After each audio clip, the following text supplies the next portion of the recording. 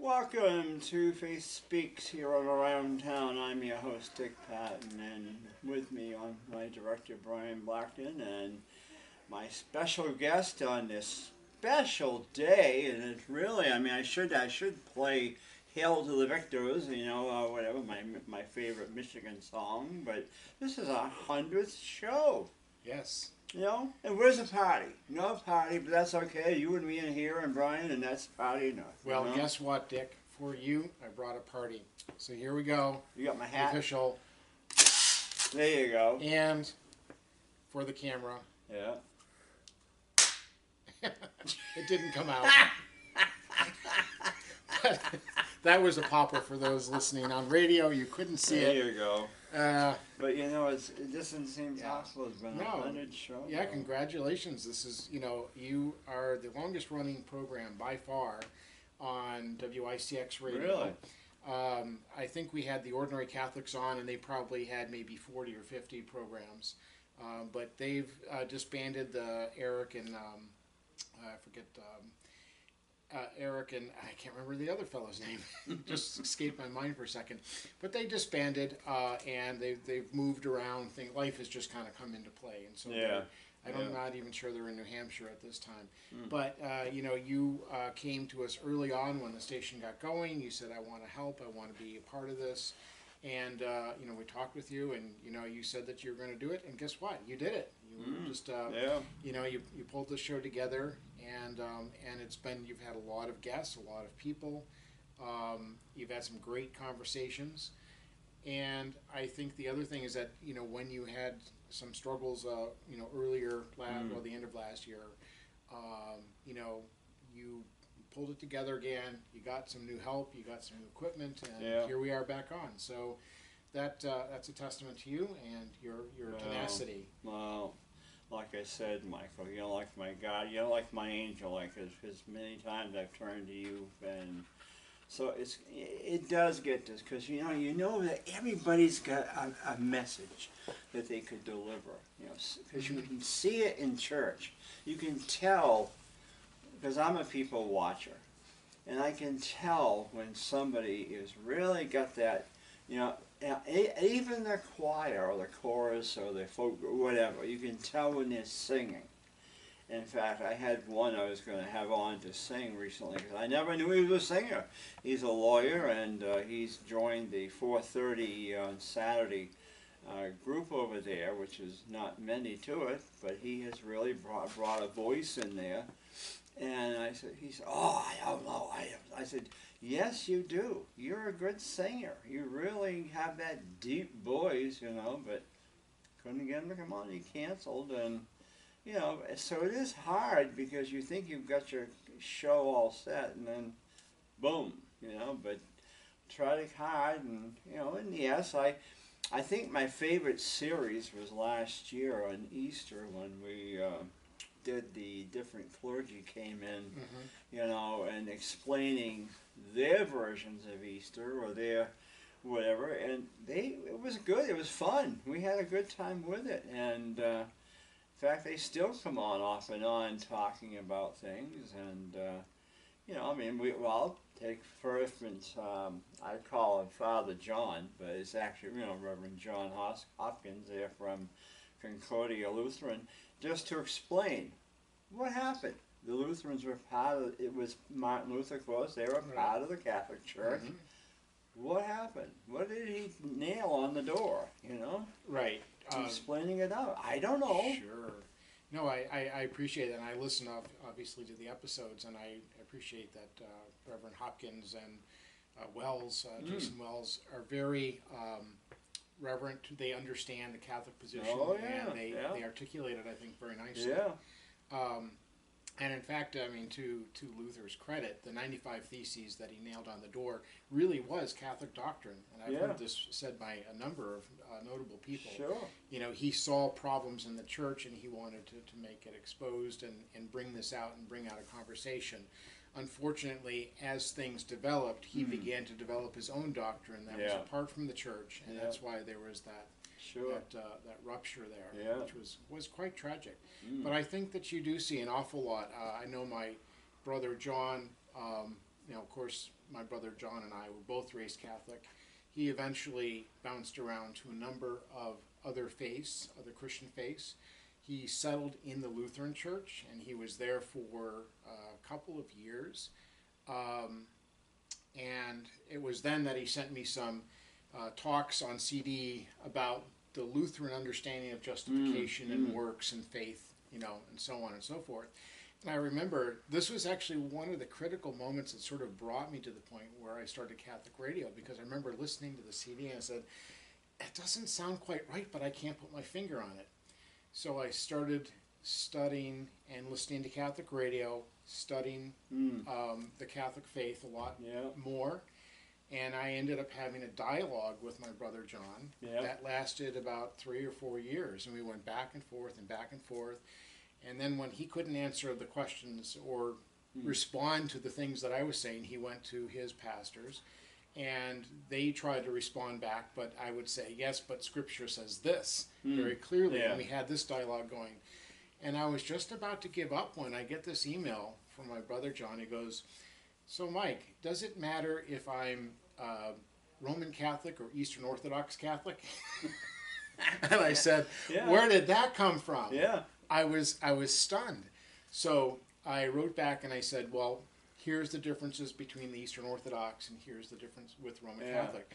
But I said, at some point, both were the same and one split off from the other. And I explained to him that what's happened, the difference was that the Eastern Orthodox no longer regarded the Pope as the Pope. They didn't give him the first among first among equals, so to speak. And that deference that the Catholic Church does give to the Pope. So I said there's a lot of similarities, but I really do think that the Catholic Church has it right. And then it was only a couple of months later that he wrote back and said, coming into the Catholic Church, I want you to be my sponsor. So he had not been confirmed, so he was reconfirmed. And I think there was one other sacrament. I can't remember. I think confirmation maybe was the only other thing. But he also brought with him his wife, and they had 2 or 3 children at the time. So his wife was from a very strong Lutheran background, actually the Missouri Synod. And I don't know if you are familiar with the Missouri Synod, but they hold that the Catholic Church is, the whore of Babylon, the lowest. You can't get worse than being a Catholic. So this was a great struggle for her, but she and her husband John worked through all the issues, read, talked, listened, dialogued with their brother Lutherans, and eventually at the end of 4 years or so, they both came into the Catholic Church, where they're very happily still today and very, very solid Catholics. That sort of gave me the foundation on which I said, I need to do something a little bit more than just talk to my brother. And that sort of came about, and I knew I wanted to do something. I didn't know what. I heard about Catholic radio. I said, well, let's see. I've got a degree in electronics. I've got a degree in sound recording.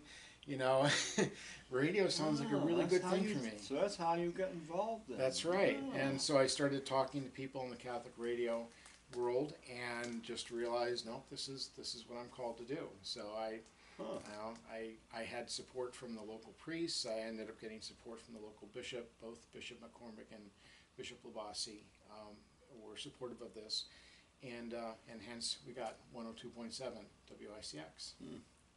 So a little bit of history there. Yeah, I know. But it's odd though, because it's been very difficult to get, for me, to get anybody from Christ the King or from up in Pennacook, Immaculate Conception, even Pembroke, because to come in because they feel that this is Immaculate. No, it's not just Immaculate Heart of Mary. Right.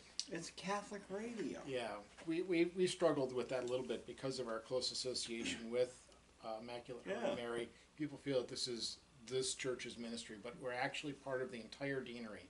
So the Concord deanery, we are here to serve the deanery. And where I think your program fits in especially well is that if you listen to our EWTN and the other local shows that we run and live broadcasts, there's an awful lot of catechism that you hear. You hear people talking about, learning about their faith, asking questions in this dialogue, which is wonderful. But one of I think the deficiencies of Catholic radio is principally what your program is about, which is putting that faith that you have into action, going out into the world and, helping people, serving the poor, clothing the naked, visiting people in jail. And I think, maybe prison ministry would be a wonderful thing to engage in. And this is a wonderful opportunity for people to come out and say, here's what my faith has me doing, and here's how I'm sharing the good news of Jesus Christ with everybody in this community. Yeah. So I think, Faith Speaks is well positioned, and I really like the focus of it. Oh, thank you, Mike. Because it is, I enjoy it, and trying to, because there is a lot of differences, and like with Father Jason Wells, I call him Father, but I mean his wife is Catholic, and his daughters are, they're raising their daughters and stuff, but yet being president of the Council of Churches for New Hampshire, the Catholic Church is part of that, so that's where he fits in. Yeah. And the other day he was here with his collar on, and I said, gee, what would you do if you walked into a Catholic church? He said, nothing. He said, I would imagine they would just as soon I would get communion or sacrament like anywhere else. So Sure. Yeah. Yeah, I enjoy having him on. But so what was the people that you have, or is there a favorite program that you've had over the past 100, or favorite person that you've had on? I really don't, to tell you the truth, I think myself, as I said, the series last year, the Easter series, having the different ones come in talking about their Easter observances or whatever. Now, the only one I haven't, seems like I had one come in from the Eastern Orthodox or Catholic Orthodox a couple of years ago, I think. And I'm pretty sure it was from he was from Bishop Brady, not Bishop Brady, goodness, from Holy Trinity, or Eastern Orthodox up there, the Greek Orthodox. And he was a lot of fun, and then he got transferred to Boston. And I haven't had the other one, the newer one, come on up there.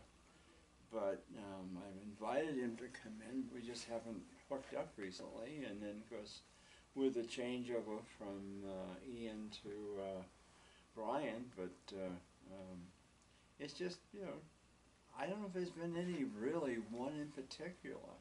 We had Heart of the Heights bookstore come in, and of course, I had to laugh in the newspaper the other day because this other Christian bookstore is going out of business. Never mentioned this one, which I thought was a little odd. Yeah. But I mean, hey, but there again, so I think it's probably time to get them in here again because we're going into Easter, but sure. And we're in Lent now, which is we're in Lent really now. This is one of the most greatest focuses of the Catholic faith, this period of Lent leading up to Easter. We've had Catholic Charities come in a couple of times. Catholic Daughters have been in. I remember that, yes. We've tried to cover all the different groups. We've had the youth come in from here, but it's just been trying to.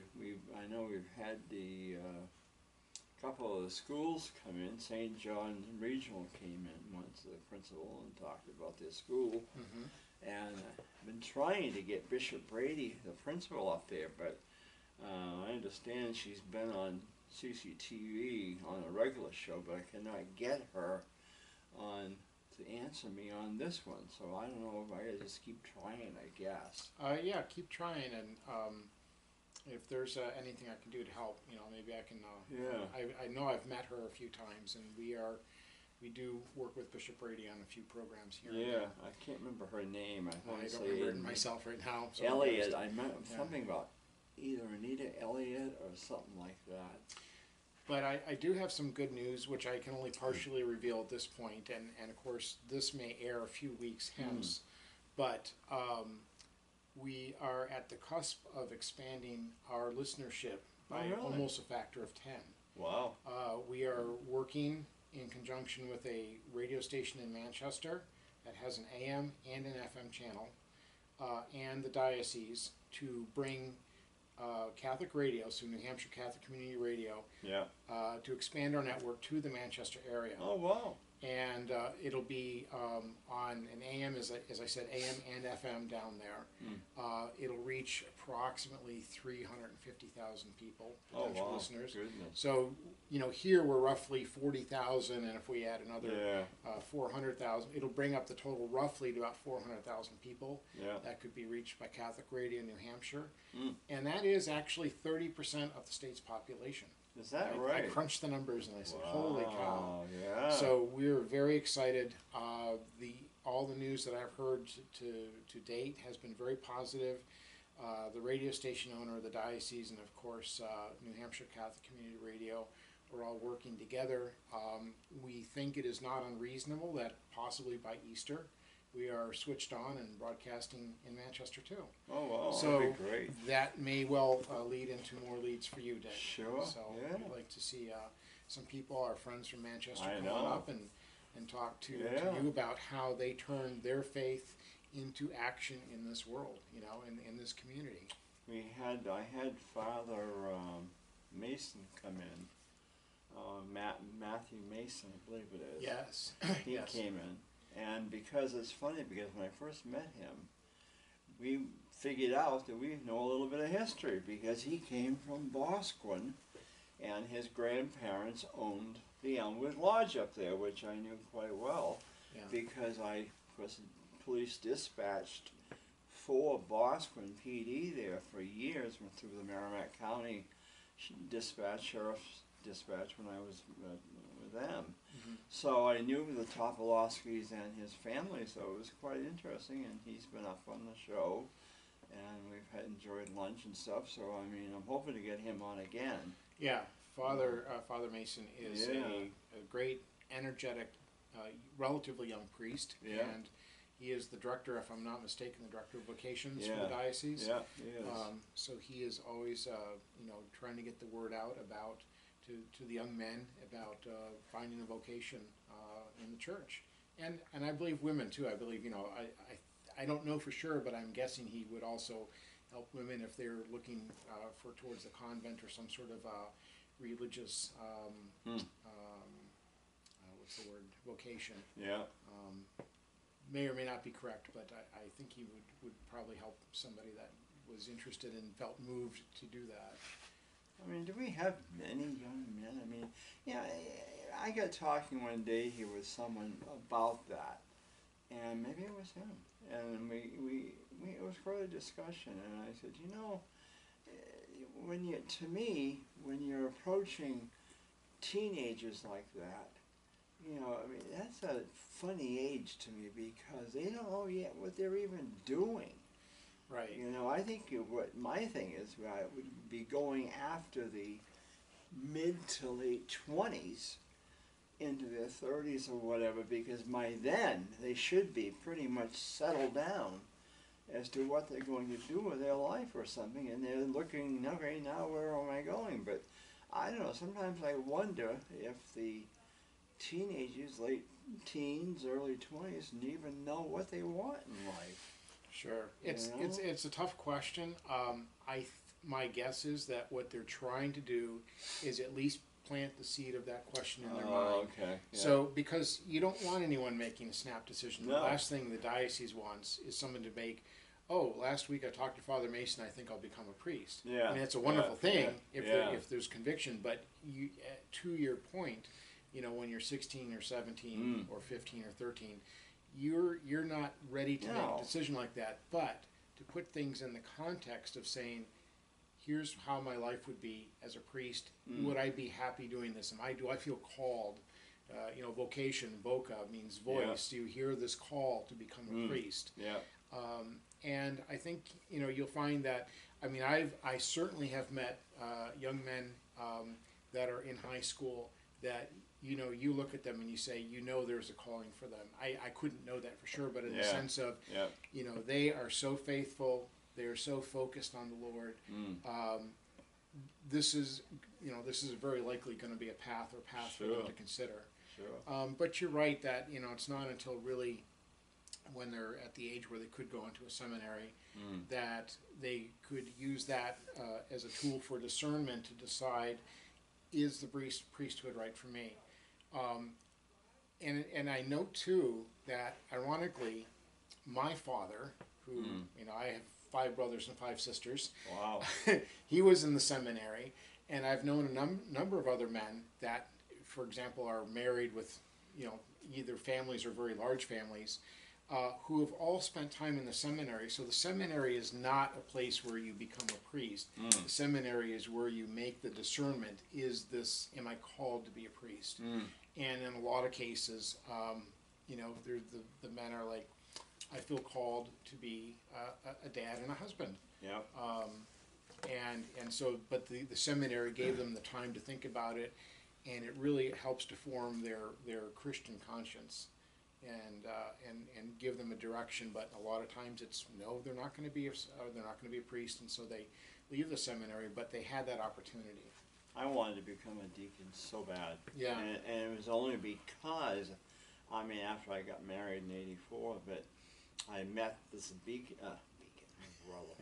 bishop over in Epping when I was doing licensing over there, and we were having lunch every so often. Of course, I was very friendly with Father Corvo, and I don't care what they say in Manchester. He was nice to me at a time when I was really having some problems with the one in Concord. He was one of the ones in Concord. And I met Father Ron over there, and we had many lunches together and talked a lot. And I will always hold him in high esteem. What he did elsewhere, that's his business. But anyway, I met one of the beacons. What am I thinking of beacons? Bishops, and he was retired. He had to be in his 80s or whatever. I think he died recently. But he said, Dick, he said, I can tell. He said, you really should be a deacon. And I was excited, but now I'm too old. But, I would have loved to have pursued that. Right. I think deacon, literally translated means servant, and I do see that you would fit that role well. You like to help out, now pitch it's in. Too old. It's a little tougher now. There's I think the deacon criteria, or the studies, it's at least 2 or maybe 4, but I think it's like 2 years of fairly intensive study. Yeah. And it's run by the diocese, and there's a lot to read and there's a lot to write. You have to become very well formed in your faith, and I think it's a wonderful thing. The deacons that I've had contact with have always been just extraordinary. I know, Deacon Winton, who is in Concord now, but used to be out at St. Teresa. Deacon Wayne, I have at St. Teresa now. Wonderful man, very, very faithful, very energized, motivated. Deacon LaValle, I'll tell you. Bill LaValle. Yes, and he is a wonderful man. Yes, I believe I've had him on one of our programs that we did early on in the days of the station. Actually, before we had a radio station, we programmed what we called the Catholic Life, I believe, on a secular station up in the Upper Valley there. And I think Deacon Bill was on there. Quite remember him. He was good. He was a wonderful man. How are you doing? I know we're getting time limited, but first off, fundraising. You must be coming. You're in the middle of that, or we just wrapped up our sort of our spring appeal, and we did well enough that we were able to pay the bills. We were good for a little while. Okay. We are looking for this other station to come online and sort of help out, and so between the smaller station and the 2 larger stations, we're hoping that we can smooth out the bumps. It is rough. I mean, it's a tough time. But people have been just so absolutely generous. So I would say we're doing okay right now. Of course, if anybody feels compelled to make a donation, WICXradio.org is the easiest way. Or you can just send a check of any amount to P.O. Box 42, Bradford, New Hampshire, 03221. but we are looking also, I found a way to cut our operating costs for WICX by roughly half. In Really? fact, slightly more than half. We are on a very expensive tower. Our antenna is on a very expensive tower. Long story, I won't go into how we got stuck on that tower, but it was a necessity. We didn't have much of a choice. Yeah. We have found another tower that when you lump everything together, the costs of going on that other tower are less than half. So it would drop the operating cost of the station by about half. Oh, good. But that won't happen until July 2020. So we're just, asking to bear with us as we pay higher costs to stay on this tower. In July of 2020, July of next year, we will probably have to have a little bit of a fundraiser. We'll need about $3,000 to get the antenna off the current tower, get it down, and get it up on the new tower, and then some incidental costs there, along with filing fees and so on. But once that's settled, WICX should easily be able to raise money to keep going because our operating costs will be so low. The new station down in Manchester, and this is stunning, the new station in Manchester will be about the same cost to run, so 10 times the listenership and about the same cost to run as WICX. And that is for the reasons that the land is actually owned by the people that own the tower, so that the land would be owned by the diocese, and so the tower would have no rent. Good. It would just be this is a fantastic opportunity, very excited, and even though it's not guaranteed 100%, I'd say right now the confidence is better than 90% that this will go through, and hopefully we'll be online and broadcasting in Manchester before Easter. Good.